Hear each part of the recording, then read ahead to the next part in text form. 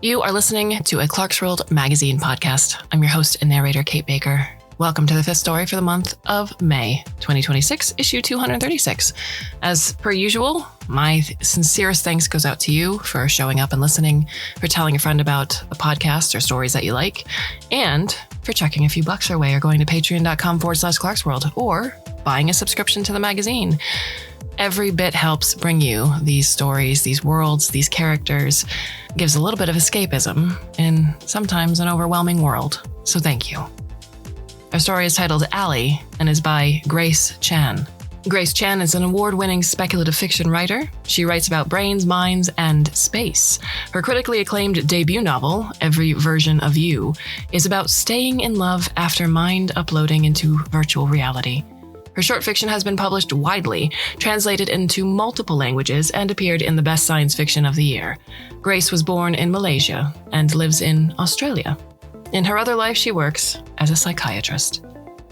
And if you like what you hear, I implore you to go back after you're done with this one to listen to Post-Hacking for the Uninitiated, He Leaps for the Stars, He Leaps for the Stars, and Jigsaw Children. So, my dear listener, I hope that you can sit back, relax, and let me tell you a story. Part 1, 2075. It might be good for you to take a new route, said Allie. Shavi jogged out of his tenement building. He joined the stream of lunchtime runners pounding the flagstones of the riverside promenade. Ethereal boats floated over the lustrous reflections in the Yarra River's crystalline projection. The thin struts of the climate control shield divided the sky into bright blue squares. As his stride settled into a steady rhythm, Shavi considered Allie's advice. His usual route took him west, past the orderly restaurants where people sat eating at individual booths, past the last of the tenement buildings, and to the food manufacturing lots that marked the western border of South Bank Zone. It wasn't a particularly scenic route, but it was quiet. Shavi jogged in a U-turn and headed east. You think I'm getting boring? He sub-vocalized to Allie. A musical laugh tickled his ears. I just wanted to change things up.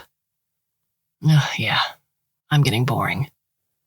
Shavi relished the familiar burn in his legs, the heat roaring through his lungs.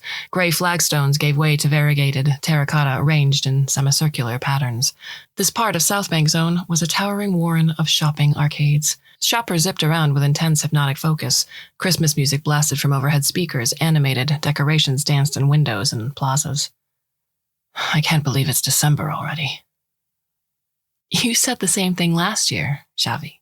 Shavi bypassed the shopping district and took a path that ran beneath Prince's Bridge. Sweat cooled on his skin, the darkness a welcome respite from the midday sun.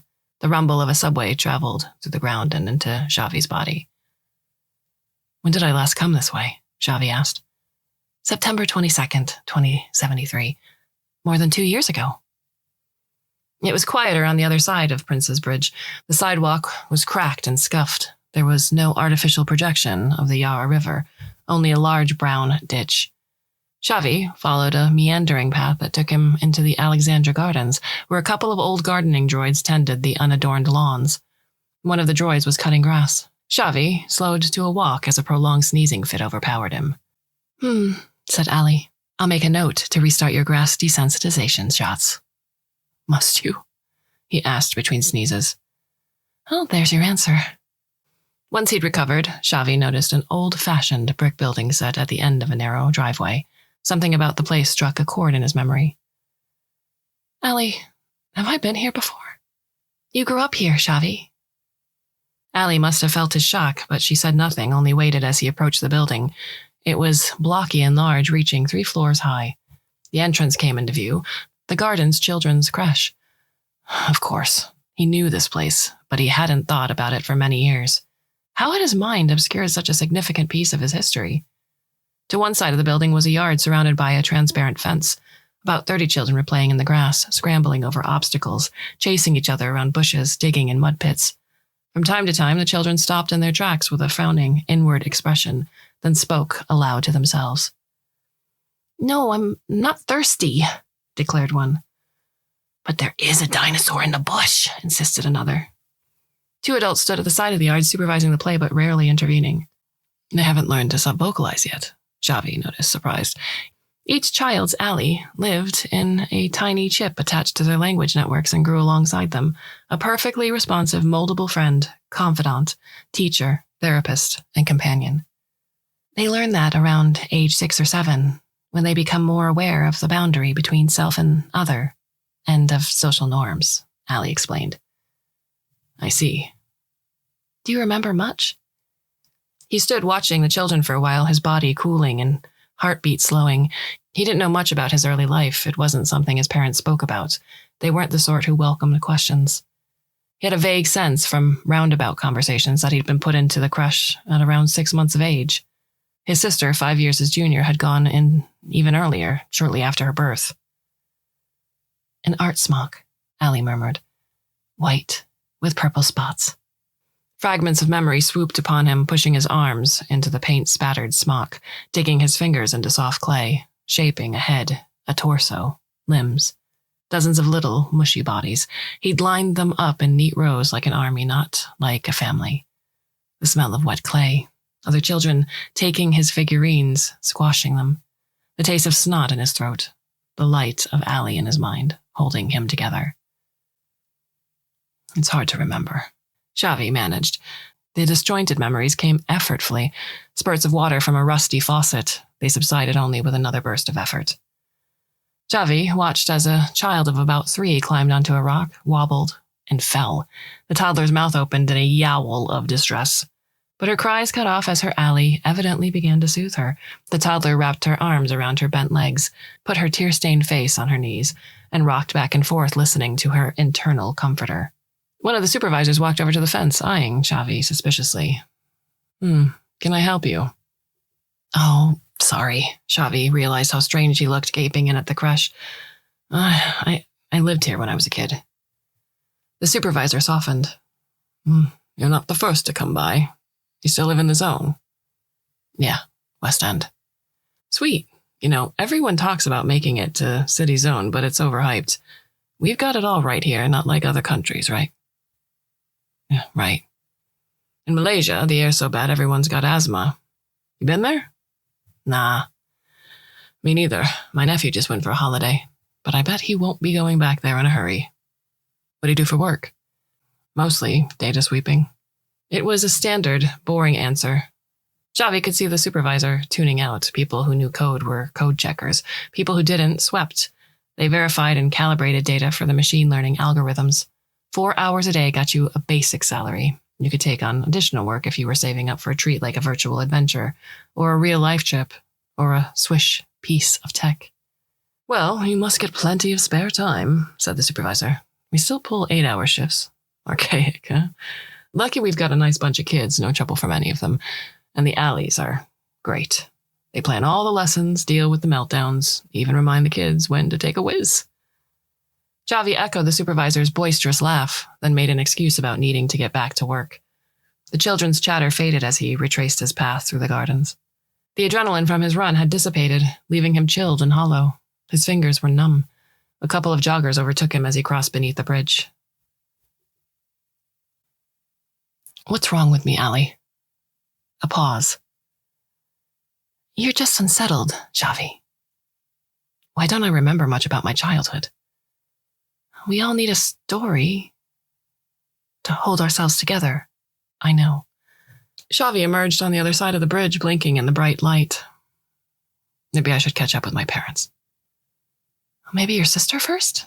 At least she tends not to send you into a week-long funk. Good point. I'll think about it. Xavi was so absorbed in his reverie that he'd stopped paying attention to his surroundings. Back in the familiar part of his zone, he could move on autopilot. Here was the coffee shop where he picked up his morning espresso. There was the tech hub he attended once a month to update his Allie, his smart ring, his goggles, and his second skin. So Xavi heard the stranger before noticing him. Excuse me, may I ask for directions? The accent was an international blend with Americanized vowels but muted R's and something Asian in the tones. Xavi turned to see a young man with wavy black hair and light olive skin holding a fabric suitcase. Despite his expression of mild befuddlement, the man had an effortless air about him, and somehow his simple linen shirt and slacks looked crisp and elegant. Xavi was suddenly too aware of his own mesh singlet, tousled hair, and sweaty brow. When was the last time someone had asked him for directions? Never?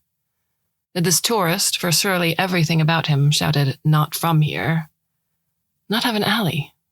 The novelty of it tickled him. Yes, of course. Thanks, the stranger smiled. I just flew in, and I'm trying to find a shop. I was supposed to be there for an inspection at 1:30, but the GPS keeps taking me in circles. The stranger held up a hand. He didn't have a smart ring. Instead, a tiny robotic hamster scurried into his palm, thrust its fuzzy paws into the air, and projected a 3D map of the local area, with the yellow dot marking their current position. It was the cutest thing Xavi had ever seen. May I? Xavi gestured at the projection, and the other man nodded. Xavi pinched and zoomed in to check the address. Shop 131C/52 to 58, Riverside Boulevard, South Bank.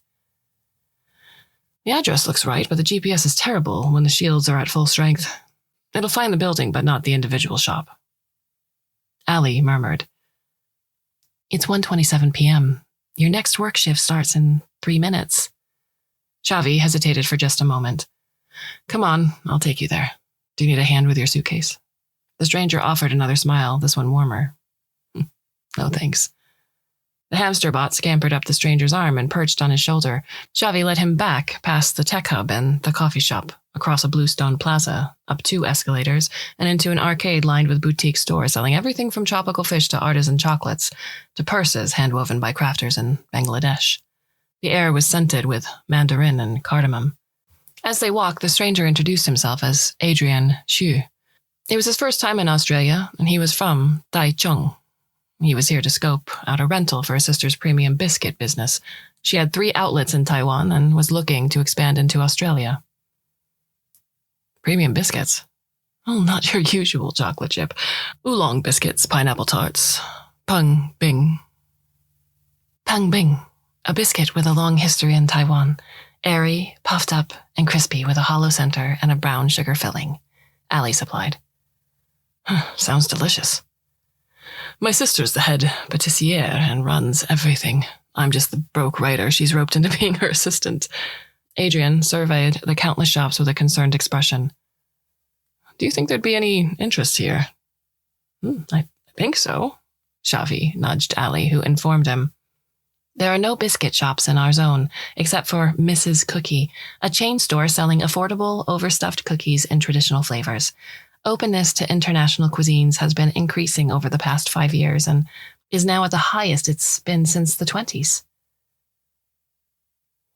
This area is mostly specialty goods from overseas, so you'd fit right in. People spend a lot of time shopping here? Adrian eyed the shoppers milling about, clutching Christmas-themed bags. What Xavi hadn't mentioned to Adrian was that the diversity of shops was an illusion. Most of the boutique shops were owned by national or international conglomerates. They wore carefully curated branding as a disguise. There were a few independent small businesses, but they struggled to compete. Capitalism's our national sport, Xavi half joked. We get enough money, there's not a lot of work, and there's not a lot of places to go. Shopping's good for the country. Maybe I should move here, Adrian said lightly, but his eyes were still narrowed. They came to the end of the arcade. Xavi realized he'd been so engrossed in the conversation that he'd forgotten to pay attention to the map. He'd even tuned out Ali pinging him politely. They retraced their steps and arrived at 131C, a narrow green-painted shop with an emptied-out interior and a "for lease" sign whirling in the window. A real estate agent stood inside, talking to someone on her smart ring, her mouth curled in annoyance. Adrian paused at the door, as though he were expecting something. The back of Xavi's neck prickled. Ali murmured, He seems lovely, doesn't he? You said you're a writer? Xavi blurted out. Adrian's eyebrow quirked in amusement. I am. A rare specimen. Not so rare in Taiwan. Oh? But Adrian glanced in at the real estate agent who was waving impatiently for him to enter. Xavi swallowed his next question. I'd better let you go. Enjoy your time in Australia. Thanks for the directions. With one last easy smile, Adrian ducked into the shop. Xavi watched him for a minute, shaking the agent's hand with apologetic charm, pointing enthusiastically around the empty store before turning away. Regret bloomed in his solar plexus, but he squashed it down. Enjoy your time in Australia? Allie echoed. Quiet, you. How about, what are you working on at the moment? Even better, can I take you out for a drink later? Do you want me to turn you off? You wouldn't dare. Xavi changed his morning routine. After picking up his espresso, he strolled across the Bluestone Plaza, up the 2 escalators, and along the boutique shopping alley until he came to the pale green exterior of 131C. For weeks, the shop remained empty, dust collected in the corners. The for-lease bauble cracked and stuttered. Then, one day, renovators arrived. A month later, a trendy new store opened, a retailer of designer UV protective clothing. It looked like Adrian had decided not to rent the shop after all. Holed up in his shoebox flat, Xavi stretched out on his fold-out bed. His fingers still felt horribly numb from time to time. He flexed them in matched pairs. Thumbs, pointers, middles, rings, pinkies. He imagined sticking his hands into wet clay and pushing until he was sunk into the wrists, the elbows. He thought about calling his parents or his sister, or maybe his old friend from school. He rolled over onto his stomach. A game or a chat? Allie piped up sympathetically. Both. He played and chatted until sleep overtook him. Part 2, 2076. Summer came around again, faster than ever. Xavi wondered if the United Nations really was making efforts to reverse climate change or simply posting articles about its supposed projects. It felt like autumn, winter, and spring were steadily disappearing, and the year congealing into a homogeneous, gluggy haze. Allie woke Xavi before sunrise. He straightened his sheets and folded the bed back into the wall. His flat, like every other flat in the tenements, was 2 meters square. Some of the flats had a window. Xavi's did not. He had an ergonomic workstation consisting of a saddle stool with pedals. His goggles and second skin hung from wall hooks nearby. A fold-out toilet, basin, an infrared shower, and a projector screen that could conjure any natural, urban, or artificial scenery of his preference. Currently, it showed a rolling reel of heritage footage from a coral reef. Xavi brushed his teeth and took the elevator down for his morning walk. At Allie's insistence, he'd recently started having breakfast, a vivid green nutritional smoothie dosed with 2 shots of espresso. As he waited for his order with a cluster of fellow early birds, he watched the sunrise. Ribbons of light unrolled above the shopping arcades and tenement flats. The shield struts were limed in gold. The entire dome shimmered like a gigantic, fragile bubble. From the higher arcades, you could catch glimpses of the neighboring domes. Bayside Zone to the south, Richmond Zone to the north, and the oversized bubble of City Zone on the other side of the Yarra. You could commute to Bayside or Richmond by subway and on toward other civilian zones, but City Zone was opaque and off-limits. You had to have a special permit to visit it. Xavi would never have had the right money or connections to be granted a travel pass to City Zone, let alone to live there. Green machine with a double shot, called the vendor, giving Xavi a familiar nod as he picked up the gigantic cardboard cup. Xavi took a sip. A muted vegetable taste laced with aromatic bitterness coated his mouth. Glad you didn't go with the tropical shake? Not one bit. When will you let me try it? When your glucose tolerance improves, friend. Allie paused. This way again? Xavi had, of course, been absent-mindedly meandering toward shop 131C, as he'd been doing all year long. I like this way, he replied, trying not to sound offensive. Are you sure about that? You seemed pretty deflated after your walks. Fine. Xavi spun on his heel and chose an arcade at random. He marched past a gaming parlor and a hairdresser, accidentally walking right between a couple who hastily separated hands to let him through. Allie murmured a summary of today's news headlines in mollifying tones. Community coders play a pivotal role in new generation of therapy games. Memory Replication Lab at ANU receives $50 million in government funding. Newly constructed zones in New South Wales and Victoria provide housing for over 1 million residents. Ongoing floods in Indonesia force mass evacuations despite international aid. Xavi slowed his pace. Up ahead, the arcade widened into a plaza featuring a nativity display. A queue was forming outside a shop with eggshell blue frontage and cream-trimmed windows. A chalkboard sign out in the front of the shop read, "Fresh in today, handcrafted oolong biscuits." Above, a meticulous cartoon sketch of 2 biscuits wearing Santa hats and beaming. Xavi lifted his gaze to the gold letters above the shop's entrance. Sun, Moon, Tea Time. Through the shop's large windows, Xavi could see 2 aproned attendants arranging biscuits in display cabinets and warming up the coffee machine. As the neighborhood clock chimed 8, the taller attendant opened the double doors, gold handles shaped like a sun and a crescent moon, and began to greet customers with a soft smile. Xavi stepped closer. He looked slightly different from a year ago, longer hair, a little thinner, but everything about him was achingly familiar from that brief encounter and from Xavi's frequent recollections. It was Adrian Chu. "I never knew you were so enthusiastic about biscuits," Ali remarked. "Your pulse is hitting 120. Not helping. Desperately, Xavi scanned the shelves of artistic tins and grabbed one at random. The embossed motif of leaping rabbits was soothing to the touch. Taking a deep breath, Xavi carried it to the counter. Adrian placed the tin into a gift box and tied it with a satiny ribbon, a careful knot, a perfect bow. His fingers were patient and precise. Xavi had never seen anyone move with such mesmerizing clarity. Adrian tapped on the pay hub and said with a perfunctory glance, $42, please. Xavi was about to take his purchase and slink away when Adrian did a double take. Huh, the friendly runner. An embarrassed, relieved laugh escaped Xavi's lips. He'd never even given Adrian his name. "Xavi Walker," he said. "I should have told you. I had no idea you didn't rent the other shop. How long have you been here?" 5 months, Adrian grinned, running a hand through his collar-length hair. Up close, there were shadows beneath his eyes. "It was a rough start, but things are going better now." "Well, the shop looks beautiful," Xavi said, looking everywhere except at Adrian. "Thanks." Adrian grabbed a wrapped pineapple tart and added it to Xavi's bag, then ventured. "We close at 4 today. I'm free afterward?" A nervous thrill bolted Xavi to the floor. I'll see you then."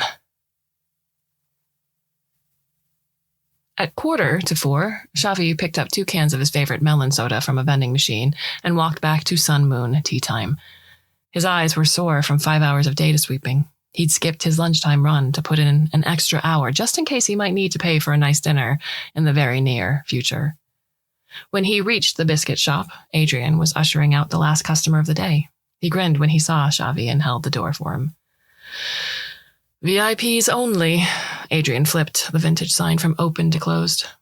"You get to be a part of the after-hours fun, unloading cabinets, checking the till." Compared to my day, it sounds thrilling." Xavi held out a soda can. "Something to keep you going?" "Oh, my gods. Oh, perfect." Adrian popped the top, drained half the can, and produced a satisfied sigh. The other shop assistant poked her head out from behind the display counter where she was transferring unsold biscuits into plastic boxes. She had tan skin and a port wine stain, and she wore her long black hair in a trendy braid. As her gaze passed between Xavi and Adrian, her glossy lips lifted into a knowing smile. "Gee, I can close up today," she sang out. "I owe you from last week, remember?" "What? No, I'll help. We've still got to balance those bulk orders from the restaurant and sort out the packaging delivery. I've already sorted the packaging." She waved a hand breezily. "Relax, Adi." She said something in rapid Mandarin, then rolled her eyes at Xavi. "My cousin still thinks I'm a kid." "You are a kid, Sky." "Please get out of here and do whatever fossils you like to do on a first date." Ugh. Despite his best efforts, Xavi felt a blush creeping over his cheeks. But Adrian merely chuckled and removed his apron, rolling it up neatly and tucking it into a cupboard. Then he guided Xavi by the elbow out of the shop. "Don't mind my cousin, sister," Adrian said. "She likes to tease." Xavi tried to relax, but his elbow was burning. Soda? Allie whispered. Xavi popped the other can, grateful for something to occupy his hands. Sweet fizziness coated his tongue. Once he swallowed, he found his voice. Did she come over from Taichung, too? Yes, said Adrian. Good memory. Most foreigners just know Taipei. Sky's got an adventurous streak, wants to see how people live in other countries. That's admirable, said Xavi. I've never left Australia. It's not easy to get passports here. You have to have a good reason. The application process is a huge pain in the arse. They don't make it easy in Taiwan either. Before this, I've only been to Hong Kong, and that was for research. They strolled through the arcades, weaving around other people who'd finished work for the day and were stretching their legs. Have you had a chance to explore the zone? Xavi asked. Not much, Adrian said lightly. It's been so busy getting the shop off the ground. All I've seen are the customers and the sandwich joint right across from us. Xavi laughed. He felt his nervousness dissipate. Well, since it's sweltering today, how about ice cream? And then dinner? And then a riverside stroll? I thought you'd never ask, Xavi. They got ice cream, 1 scoop of pistachio and a cup for Xavi, 2 scoops of lychee and coconut, and a sprinkle-coated cone for Adrian. And then Xavi took Adrian to his favorite ramen restaurant for dinner. Adrian had a beer. Xavi ordered a glass of chilled white wine. Sprinkled cones and beer, Xavi chuckled. I wouldn't have guessed. Well, what would you have guessed? I don't know. Earl Grey tea, financiers, champagne. Are you saying I look European? I'm saying you look posh. Adrian gave a full-belly laugh that made Xavi feel acutely alive. Their conversation dipped from light-hearted banter into more solemn topics. Adrian shared that stress of managing the biscuit business was wearing his sister down. He'd offered to take charge of the Australian expansion after she'd struggled to recruit someone reliable. Adrian spoke of his family with breezy fondness. Xavi deduced that there were his parents, separated, repartnered, step-parents, 2 sisters, several step-siblings, and a host of cousins, aunties, uncles, grandparents, all in close contact even though they were spread across the world. Xavi's chest spiked with envy. Dinner stretched on, and then a riverside stroll was inevitable. Although the sun was low on the horizon, the air still crackled with heat. A few fat drops of rain plopped from above. Adrian extended his hands, palms up. I thought the shields blocked the rain. It's simulated, Xavi said. Good for well-being. Ah, I wish I hadn't asked. You have real rain? We have real monsoons. They used to flood us to a halt, but maybe 10 years ago? We voted for stormwater drainage to be an infrastructure priority. You know about our digital democracy, right? All our citizens participate in politics as a daily business. Since then, drainage systems were totally upgraded. The cities can cope with our wet season. A shy, contemplative expression spread over Adrian's face. In fact, I find the monsoon rains help my writing flow. Oh, you romantic. The rain is your muse. Last monsoon season, I filled 2 whole notebooks. Well, what do you do with your stories? Well, I get them published in magazines, collections, and so on. They pay you? And people read them? Xavi couldn't keep a note of incredulity out of his voice, and he hoped Adrian wouldn't be offended. His surprise wasn't personal. Yes, indeed. The pay's much better than it used to be, and Taiwan has quite a thriving literary ecosystem. What's it like here? Honestly? Xavi looked across the colorful parade of pretend passengers boarding pretend ferries to the impenetrable face of City Dome. I don't think anyone writes or reads much anymore. If you want entertainment, Allie will find something for you. Adrian glanced sidelong with unbearable sympathy. It's sad, I know. Adrian leaned on the balustrade next to Xavi. I hope you don't mind me asking, but what's it like? Xavi's attention was bolted to where their forearms were brushing, a searing, tingling oval of ecstasy. Adrian's eagerness slapped into Xavi like a wave. For a disconcerting moment, Xavi saw himself through the other man's eyes. He was the foreigner, an oddity, a curio, a thing that was other. Xavi shifted, putting a reluctant inch of air between them. Having an alley, you mean? Yes. Sorry. Is it weird to talk about? No, it's fine. There was nothing weird or taboo about alleys. He just never talked about it because, well, everyone had one, and so it was too ordinary to make for conversation. It would be like describing your shower routine. It's kind of nice to be asked. What does it feel like? Normal, I guess? I don't know what it's like without her. So, Allie's a she for you. But not for everybody, right? Is it different from talking to yourself? Yeah, I've always thought of my Allie as a she. Maybe because she became a maternal figure for me. My real parents were shit. Allie's a he for some people and gender neutral for others. Allie's whatever you need. And yeah, it's different from talking to yourself. There's a conversation, words and sentences between my voice and hers. So, Allie can't read your mind? Not in the sense you mean. She's not wired into my whole brain, only my language networks. Sometimes I do wonder if she can. Yeah, if she can pick up things I half think without being fully aware, but I guess I'll never know. Why? Are the manufacturers vague about it? Yeah, there's that, but I've had Allie pretty much my whole life, so I barely know where I end and she begins. When did you have it implanted? I was 3 months old. Xavi saw the shudder pass through Adrian's body as much as he tried to conceal it. Well, that's quite the norm here, Xavi added neutrally. We have this bill. Yeah, I'm aware of your bill, Adrian replied, equally poised. Australia is an interesting case study, radical acceptance of AI not only into the free market, but as a tool to shape people. Again, Xavi had that prickly out-of-body realization that he was the scientific specimen here. Allie was muttering something pacifying that he registered only distantly. He barked a short laugh. So nobody in Taiwan has an implanted AI? Yeah, some people do, but not mass-market AI. They design their own or get them from local engineers. There's also a black market where you can get all kinds of neuromods. Adrian's eyes crinkled with wry mischief. In my darkest moments, I've thought about buying a dose of dopamine hackbots. Xavi laughed, and the tension was dispelled. Ugh, me too. Fry my brain for the highest of all highs. So, how's it feel? I didn't actually go through with it. Not the hackbots. I mean, not having an Allie. Does it feel lonely? Empty? To Xavi's surprise, Adrian mulled over the question for a while. The fake rain had dampened his wavy hair, and a lick of it plastered his brow. A pleasant shiver traveled through Xavi. It was the most intense sensation he'd felt in a long while.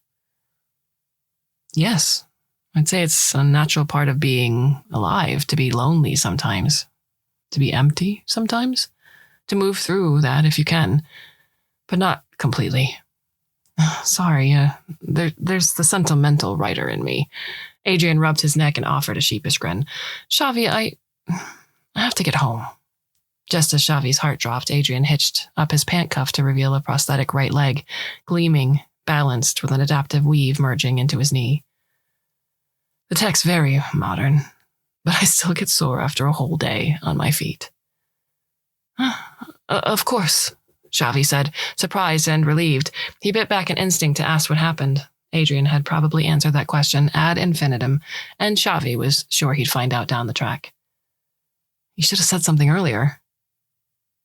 They hired a free self-driving bike from a nearby station, and Xavi helped Adrian swing himself carefully over the seat. Just as the bike was about to start, Xavi blurted out, I'll petition the shield techs. Adrian cocked his head, puzzled. About the weather? I'll ask for a monsoon. Adrian's delighted laughter floated back to Xavi, music on the night breeze. Oh, bless my bits. What? You like him? Of course I like him.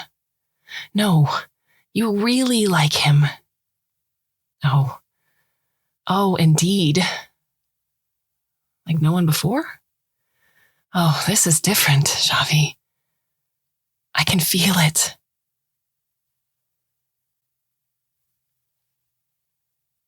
Part 3, 2077. An urgent buzz of his smart ring interrupted Xavi's work shift. He tore his attention away from the clip he was reviewing for data labeling, surveillance camera footage dated 2020, and pulled off his goggles. Adrian's face, unusually distressed, projected from the smart ring. Adi, what's up? Didn't you see the news? No, I've been working. It's horrific. I can't. Just check your news. Allie, have I missed something? A brief pause. I'm not sure what Adrian could be referring to. Adrian's expression was creased with anguish, the projection flickering. Xavi guessed that he was out and moving around. Where are you, Addie? Just at the fucking shops? Where else is there? Send me your location, I'm coming. Once the location pinged through, Xavi hopped down from his stool and hung his goggles on the wall. He was dressed only in a thin singlet and shorts, ready for his lunchtime run, so he grabbed a jacket to throw on top. This year, the zone authorities had begun to turn the climate control shields opaque between the hours of 11 a.m. and 2 p.m.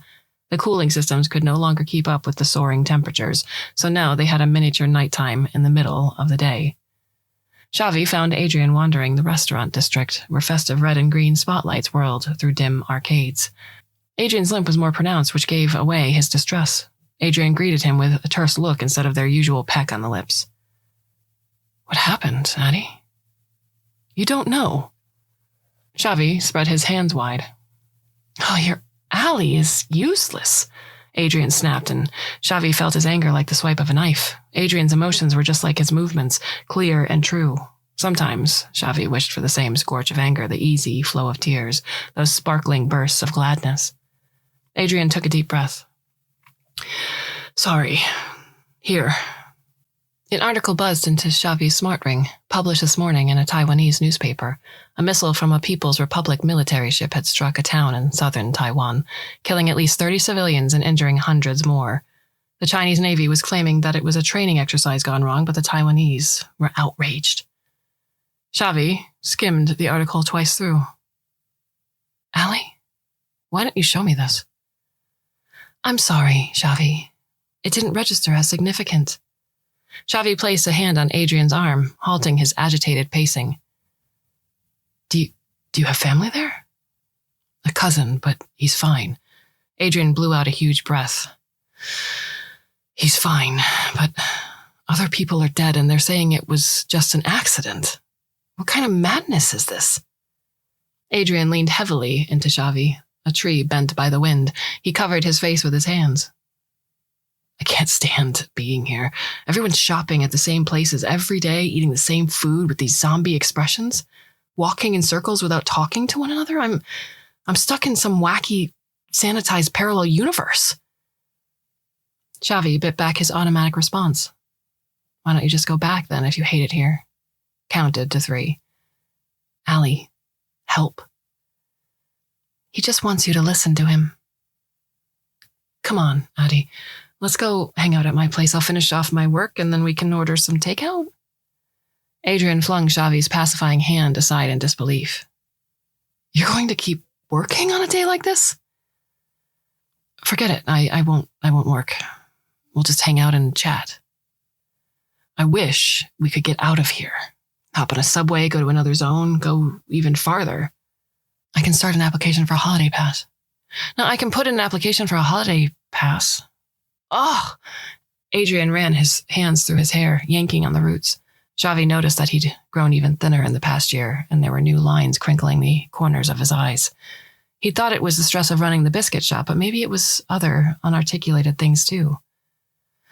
Yes, we could fill out a form and wait 2 weeks to get another form and then line up to update our passports and wait another month to get rejected. How can you live like this, Xav? Xavi said nothing. Allie was playing calming classical music at a very low register. Adrian sighed. Never mind. I'm sorry. It's been a week.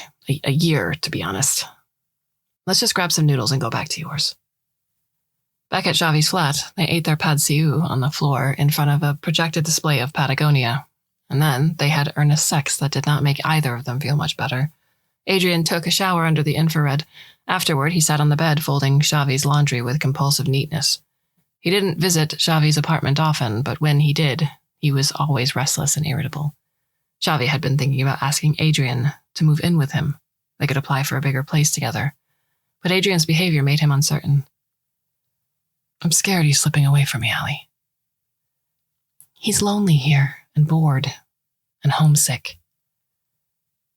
Can't I be his home? Maybe, but you can't be everything to him. You're talking to her again, said Adrian flatly. You said you wouldn't when we're together. Sorry, Addie. It's automatic sometimes. It's like breathing. I know. You told me. So not talking to Allie is like holding your breath. Xavi winced. Give me a bit of grace? Does she do sexual stuff? Xavi swiveled on the stool until he faced Adrian. For some people, sure, she's not like that for me. Although she's recommended me some great erotica. What's going on, Addie? Adrian tossed the pair of running shorts over to a growing stack. Sorry. I'm being petty. This place. He waved his arms at the narrow walls, indicating not the flat, but everything outside. It just makes me feel like a different person. A shrunken person. Did I tell you Sky's moving back? Sky was his cousin sister, the one who worked at the shop. She'd been wilting month by month from bubbly and confident to withdrawn and ambivalent. She's miserable here. She tried everything to make friends, walking groups, hobby clubs, online dating. But it's so insular, disconnected. I told her she needs to go home. Xavi glanced down at his hands. His mouth tasted oily from the takeaway noodles and his body felt tired and jittery. He knitted his numb fingers together tightly, trying to nurse some sensation into them. What about you? Have you been thinking about moving back? Adrian didn't say anything for a while, then. I love you, Xavi. But I don't love your Allie. But your Allie is part of you, so what do we do? Xavi squeezed his fingers even more tightly until they turned white and purple.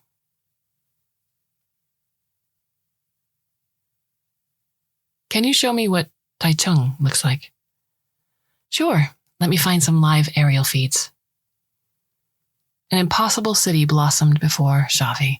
Skyscrapers wreathed in greenery, vertical gardens, rooftop gardens, urban parks, solar panels glimmering like lakes, actual ponds, rivers, creeks. Brightly colored robots floated above the city, sampling air quality, detoxifying pollutants, generating precipitation, cleaning windows, and even feeding birds. Allie switched to a close-up view. An electric tram painted with pink flowers stopped at the side of a busy street and chimed a resonant melody. People spilled out, tugging children and pets along with them.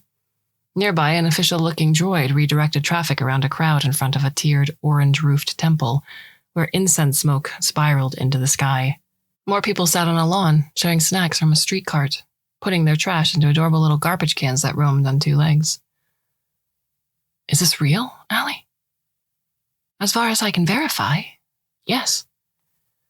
It couldn't be true. A place couldn't be so big and busy and beautiful.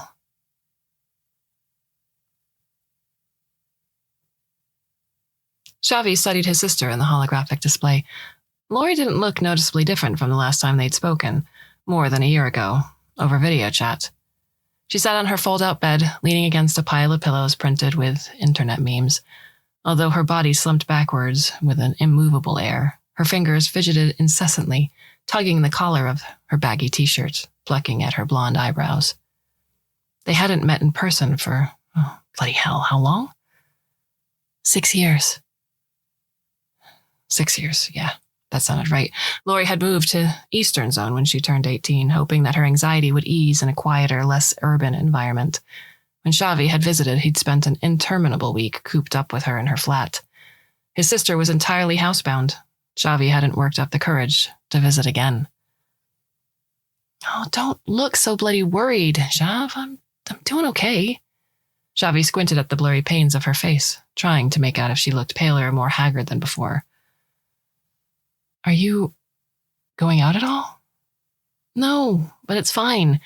I work from the flat, I get meals delivered, I've got karaoke every night. I'm practically a socialite. Have you spoken to our parents? Not for a while. 4 years. Okay, then you wouldn't know. Know what? Dad's gone into a home. Pal care. I don't know what it is. Mom's message didn't say. Oh, right. Are you going to visit him? Probably not. You should go. Oh, I'll have to think about it. Shavi waited for some appropriate emotion to tug at him. Surely the news of his father's impending demise would drag something from the serpentine depths of his soul. Ali was unexpectedly quiet. What did grief feel like? Was it this scraped, dry sensation running down the underside of his sternum? He couldn't even muster up the energy to message his mother about how long his father had left. Maybe he'd already gone. Lori pulled out a cherry-red candy worm and bit into it. So, you still seeing that Asian guy? Taiwanese. Yeah, sorry. Adrian, right? Yeah, actually. That's why I wanted to talk to you. I'm thinking of turning my alley off. Shavi felt like he should cover his ears so Ali couldn't hear him. Then he realized how ridiculous that would be. Lori chewed ferociously. Why? Is he jealous? I don't think that's quite it. Adrian doesn't have an alley, so he can't get used to me always talking with her. He says it feels like there's always someone else in the room. Lori nodded. Yeah, I get that. You do? Fuck yeah. There are some days I hate having Ali in my head. He's just camped in there, knowing everything about me, telling me what I should do, what I should think. Well, why don't you turn yours off then? I've tried. Lori picked a piece of worm out of her teeth and sucked her finger. You know, it only takes the techies like 5 minutes. You just pop in, sign a waiver, let them rub some magnet thing on your head, and it's off. Seriously? I wouldn't have expected that you... He changed tack. What happened? Haven't you read up about this? People talk about it online. You turn into pure cow turd. I was back at the tech hub 2 days later. What did it feel like? Lori grimaced. It was the most genuine expression Shavi had seen from her in a long time, unfiltered by sarcasm or artifice. Her shoulders rounded forward and her bangs cast spidery shadows over her face. I can't describe it, Shav. I've heard some people can push through, but most give up. After he hung up with Lori, Shavi searched online. Just as she'd said, there were plenty of video logs featuring people who tried to switch their alleys off. I threw up every day for a month, said one. I still can't walk in a straight line, said another. I had a 10-hour panic attack and hallucinated that my body was turning into mud, said yet another. Almost all of them echoed Lori's words. It's indescribable. Eventually, he found a couple of people who said they'd made it through to 2 months, 3 months, without an alley. Did the withdrawal ever go away? Did they ever feel normal again? Shavi searched for more videos beyond the 3-month mark, but nothing came up. Part 4, 2078. 53 days. Shavi opened his eyes. The shoddy prefab ceiling was beginning to sag in the middle. A damp stain, dark gray on light gray, made a shape like a flaccid fish. It had been 53 days, hadn't it? His memory was full of holes. He tapped his smart ring to wake it. December 5th, 2078. He counted backward, his thoughts treacle thick. 49 days. How had he lost count? He stumbled to the toilet, his piss jackhammered against the bowl. As he washed his hands and splashed his face with cold water, he thought about getting a shake from his old haunt. A tropical shake with an extra scoop of ice cream. He had the freedom to do it. He could do anything he wanted. He could ditch work. He could ramble in the gardens all day long. He could call his mother. Shavi rolled back into bed and pulled his goggles on. Since he'd switched Ali off 49 days ago, 49, he'd been obsessively watching the video logs of a silver-haired 20-something whose moniker was Luddite Fox. Luddite Fox had made it to 100 days post-Allie and counting. Xavi swiped back to Luddite Fox's earlier videos, day 49. Luddite Fox in a dark room, eyes too wide, pale hair going everywhere. Couldn't sleep last night. Again. Gods. How soon is too soon to take another Panago shot? Did you know you can feel pain in the backs of your eyeballs? But you know, pain's not even the worst part. It's the emptiness. Xavi knew the intensity of that god-awful falling off a precipice sensation every time he sub-vocalized a thought and got nothing in response. Abandonment and heartbreak in a swooping thrust to the solar plexus, perpetually ripping off a band-aid that had no end. At the very end of the log, Luddite Fox whispered, "But maybe it's a little better than last week." When the video finished, Xavi replayed it. Then he watched days 50 and 51 and 52. It wasn't just his thoughts that were treacle thick. His body felt like meringue left out in the sun, deflated and gooey. He pushed his goggles aside. His limbs lay like white sausages on the mattress. 2 months ago, he'd been lean and tanned from running every day. He felt an upwelling in his chest, the surge that comes from before an outburst of tears. He waited for the tears, but there was only a horrible stuck feeling in his throat. What would you say? The gut punch of loss, the ripping band-aid. You'd say, of course you feel like dog shit, but things will get better, Xavi. Get out of bed, walk down for a coffee, log into work just for an hour. Take one little step and then another and then another. He stared at his door. Why was it so far away? The effort required to shift his body from here to there was incomprehensible. Maybe he'd get to it this afternoon. He slipped his goggles back on. Colorful lights rained down in Xavi's vision, swirling in mesmerizing patterns when he waved his hands. He was on a special, important quest. The counter in the top right corner tinkled, a beautiful noise, a rush of pleasure. As it rose, 930,150, 930,490, 931,250. Maybe today he'd hit 1 million points. Maybe today he'd feel complete. Ja? The voice was melodious, an angel descending from the clouds floating into Xavi's flat, a cool hand achingly gentle, smoothing his straggly hair back from his brow. Xavi did not deserve such kindness.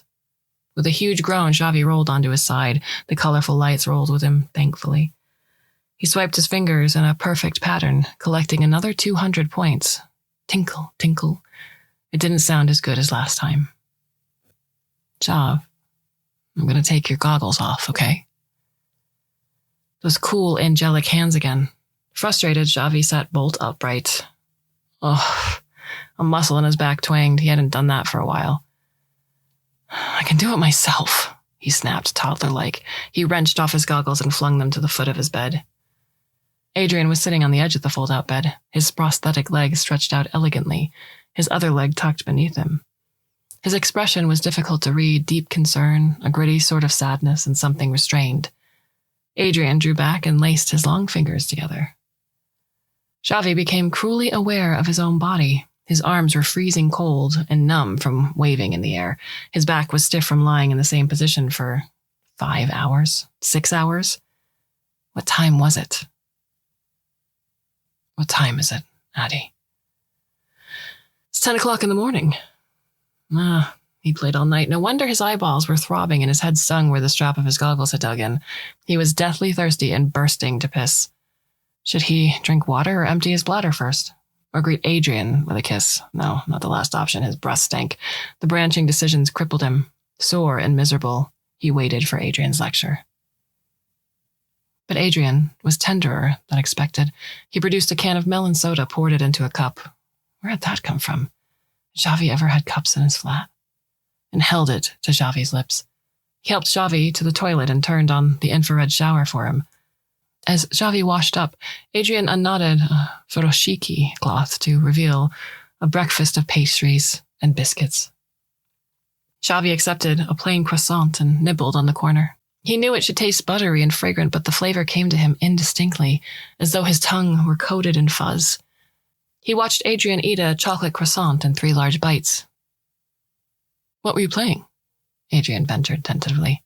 Xavi shook his head, swamped with shame. Nothing. Stupid game. The same one. Xavi jerked his chin in affirmation. I thought you deleted it. I did, but then I downloaded it again. Adrian merely nodded. I'm sorry. Adrian sighed heavily. Don't apologize to me, Xav. There was something in Adrian's tone that filled Xavi with fear. He found himself babbling. No, I'm really sorry. I'll delete it again. I'll get better. Luddite Fox? You remember I told you about Luddite Fox, right? Says things start to improve around this time, around 50 or 60 days. Next week, it'll be easier. We'll be okay. Adrian selected a sweet bun with a coffee sugar crust and bit into it, chewing contemplatively. How are you, Adi? How's the shop going? Did you manage to repair the broken door? How's your leg feeling lately? Have you heard from Sky? Has she settled back into Taichung? Xavi knew that inundating your partner with questions was not how you normally held a conversation, but his mouth was running away from him in a panic. How about your writing? I haven't asked about that for a while. Have you had any inspiration lately? Gods. When was the last time he'd talked to Adrian about his writing? Actually, Adrian said slowly, I have been working on something. It's a bit different from what I normally write. A long-form piece, I guess you'd call it a memoir. I'm still figuring out the ending, though. The corner of his mouth quirked, not quite a smile.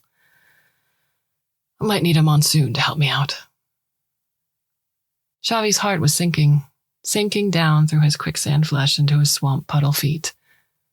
Lightning quick, Adrian reached across their picnic spread and squeezed Xavi's hand, a bright, shocking pressure like the pulse of a defibrillator. Xav, my love, will you come for a walk with me? They rode the lift down to the ground floor and walked east along the riverfront, bypassing the shops and restaurants. They crossed beneath Prince's Bridge and took the meandering route into Alexandra Gardens. The grass was not as green as Xavi remembered. The trees and bushes slumped toward the ground, looking thirsty. In the distance, Xavi saw the square shape of the children's crush, but he felt no desire to venture closer. Instead, they ambled across the spiky lawns without any destination in mind. Adrian answered Xavi's questions. A second repairer had finally arrived to fix the botched job that the first repairer had done, but the cost had been much more than he had anticipated. Sales were still dropping. Adrian wasn't sure why. Market reports suggested that recent trends were reversing. People were spending less on handmade confectionery. Consumers were less interested in overseas products. Sky was much happier since returning to Taiwan. She just moved to Taipei with her boyfriend of 6 months. He was a clothing designer and could afford the sky-high rent in the capital. Adrian's leg was giving him a bit of grief. The adaptive weave was wearing thin. He would need to place a new custom order soon. Xavi listened, savoring the quiet melody of Adrian's voice. The climate shields turned opaque. All the sunlight disappeared. Only an ambient, directionless glow remained. The upwelling rose from his diaphragm in a powerful tide. There was no blockage this time. It surged into his nose and throat. His eyes filled with tears and spilled over. Adrian glanced at him, grasped his hands, and stopped talking. They stood for a while under a spreading oak tree. Finally, Xavi's tears subsided. When his voice emerged, it sounded hoarse and new. You're closing the shop. Yes, Adrian's head dropped, mirroring the trees. I spoke with my sister last night. We're losing too much money. You're going home? Adrian looked at his feet. You have to. Far above, the climate shields creaked. Drops of fake rain began to fall.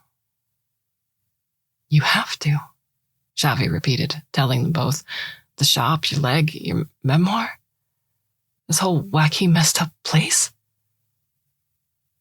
Yes. Xavi waited for Adrian to ask. Come with me to Taichung. Let me show you that sprawling, miraculous city. But after a few beats, Xavi realized that the question would never come. Adrian wouldn't ask because Xavi wouldn't say yes. Xavi stepped out of the shelter of the tree, letting the rain patter onto him. He felt rinsed, raw, unskinned. He could taste the croissant now, flaky and aromatic, but bizarrely delayed sensation. A moment later, Adrian was at his side, droplets dancing across his upturned face. The brief shower was already petering out. I did write to the shield techs, you know. Huh? For a monsoon. Adrian laughed. Oh, and? They didn't reply. Adrian smiled ruefully. No surprise there. That's all right, Chef. Their elbows were touching a perfect oval of warmth. This is good enough. The subway shuttle back from the airport was nearly empty. The only other passengers were a young couple in worn-out travel clothes, snoozing against one another in the booth opposite Xavi. He watched them sleep for a while, his entire body tremulous and queasy. Luddite Fox had lied. Nothing got easier.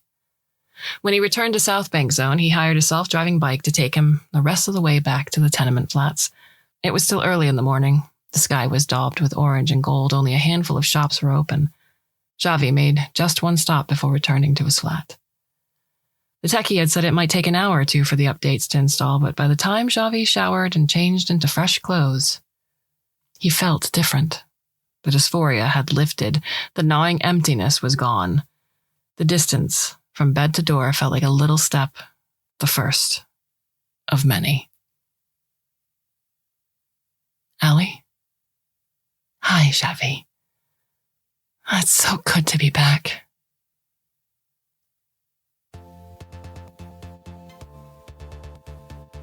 What are your thoughts on the story? You can send an email. I'm Kate at Clarkesworldmagazine.com. We have a few more stories left for you for the month. I do hope you'll come back and listen, or listen to the others by Grace. So then, my dear listener, I hope you'll come back.